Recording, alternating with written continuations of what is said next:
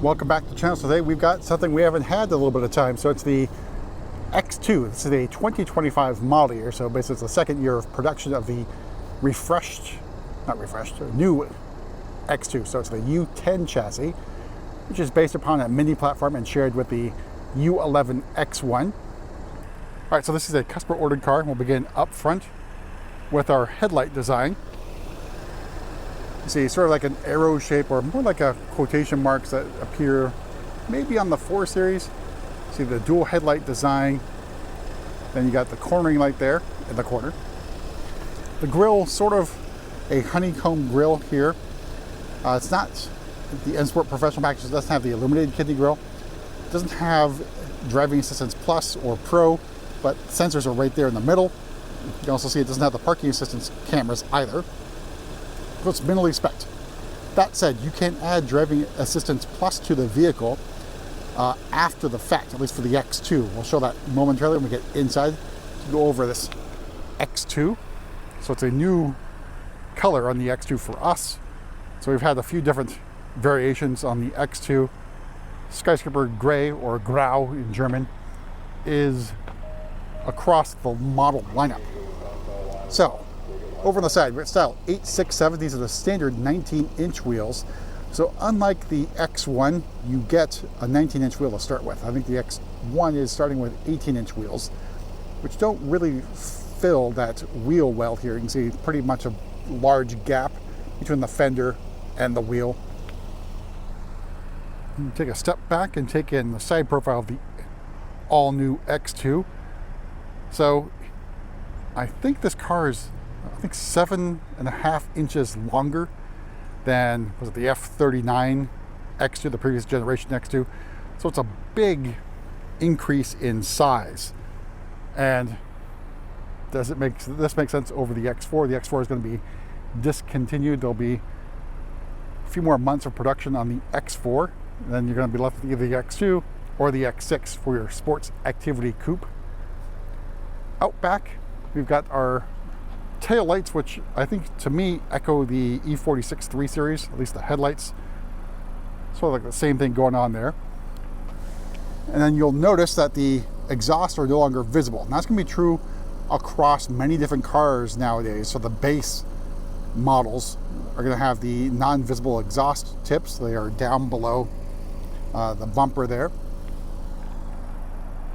And you can see very large rear deck spoiler or gurney flap, so pretty aggressive looking.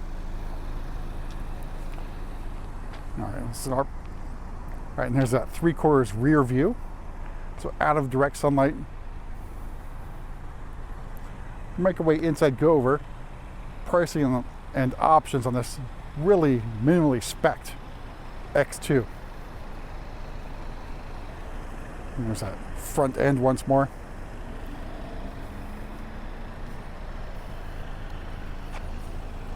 So those rocker panels got a nice little sort of like diamond pattern going on. So notice on the door there's no comfort access. So there's no packages on this car in terms of either convenience or tech or premium.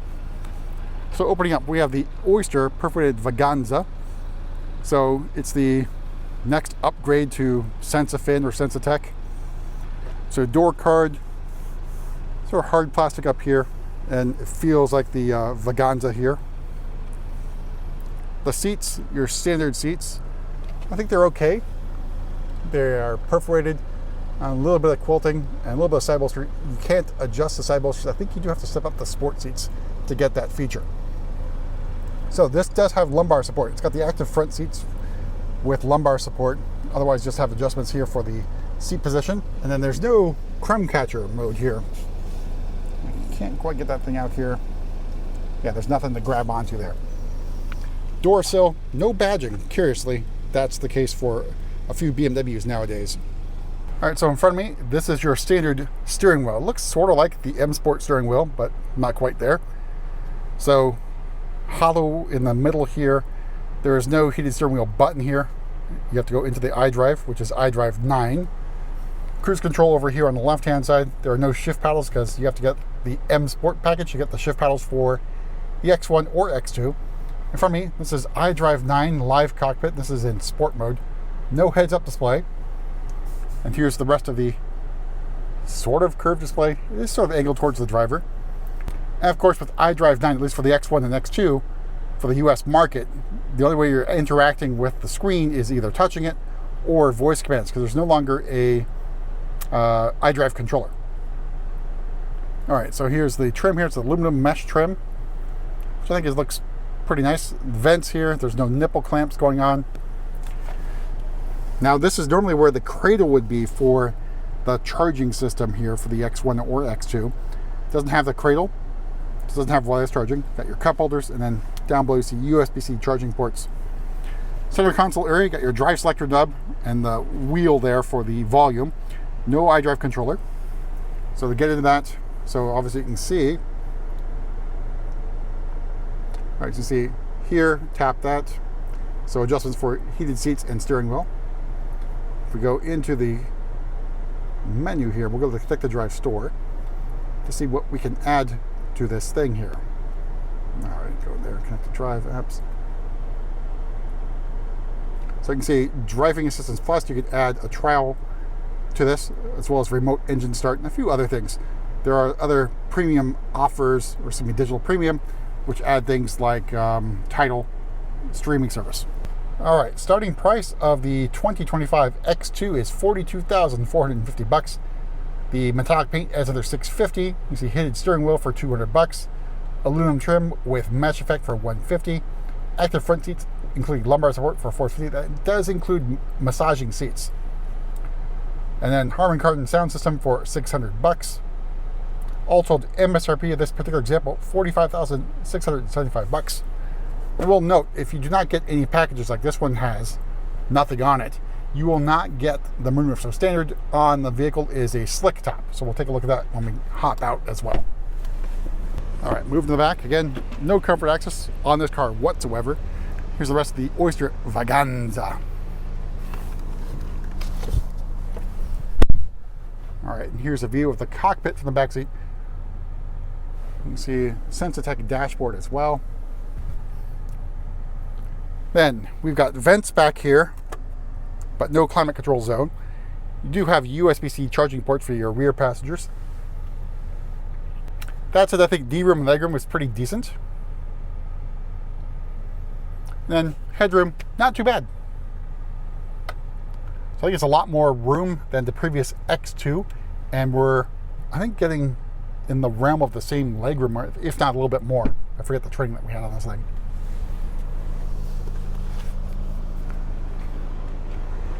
All right, since there's no comfort access, there should not be a kick to open feature on this car.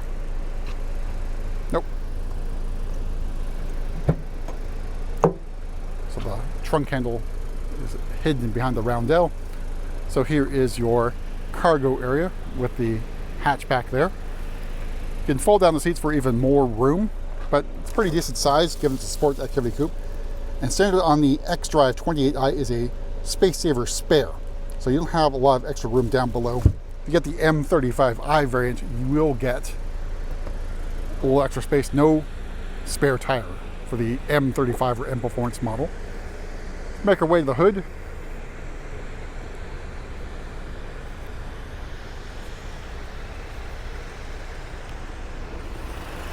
All right, so underneath the hood here is the B48 inline 4 2-liter turbo engine. It's got 241 horsepower and 295 torque, so a big improvement over the previous generation X2.